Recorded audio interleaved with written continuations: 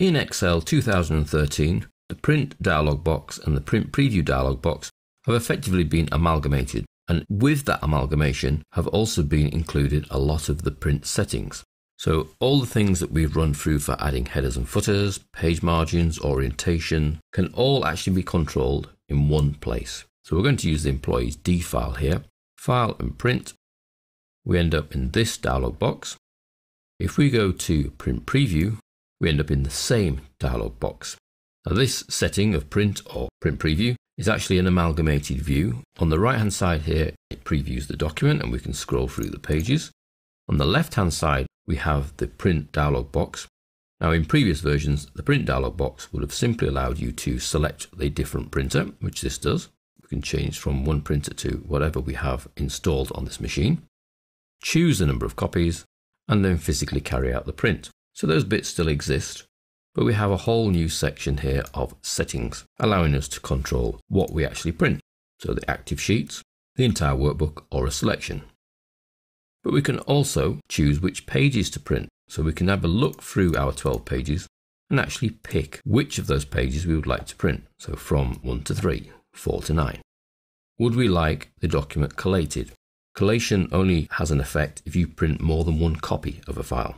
If you print, say, 2 copies, it will print them when collated as pages 1 to 12 and then pages 1 to 12 again, rather than 2 lots of page 1, 2 lots of page 2, 2 lots of page 3. We can also control the orientation from in here, between portrait and landscape. So instantly seeing what that does to the print preview. So instead of having to do it on the page layout menu, we do it in here and we can see the immediate effect. The same with the page size. We can change that in here and see the immediate effect. We can change the margins in here and see the immediate effect. These are the same settings that you get from the page layout ribbon. Normal, wide, narrow, or into custom. We can control the scaling from within this same dialog box. So you can see we can fit sheet on one page. So that forces the width and the height to 1 and 1 and will squash 12 pages into one. Fit all the columns on one page. So we're telling it to shrink the width to one page. Fit all the rows on one page. In that case, we're trying to tell it to fit the height onto one page. Or no scaling, which is the default. So we can scale from the same dialog box. We don't have to go to the ribbon again. We can also access through the little link here, page setup. From here, we can control the scaling as a percentage as opposed to the little fit option. We can change the paper size and the print quality. We can control the orientation. We can control the margins. So rather than just the drop down of thin, wide and normal, we can come here and make individual settings. We can control header and footer, all from within the same print preview section. And on the sheet tab, we can control a few things that will print, such as grid lines, whether we want to print black and white, whether the page numbering goes down and then over. So we have 12 pages. At the moment, it will work its way down the sheet and then come to a second column and work down. Or we can go over and down, in which case it will work across the rows first and then come down to page whatever we're up to and go across again. The only things that you cannot control from within page setup from the print preview area is you cannot set your print area and you cannot set the rows or the columns that repeat. Notice that these are grayed out. They would have to be set from when you're in the file itself from the page layout ribbon. But everything else we can control. On the print preview side, you see down the bottom right 2 icons. If we choose the left-hand icon, this displays the margins and actually allows you to adjust them. So I can graphically adjust the margins. Don't forget that although we're looking at page 1,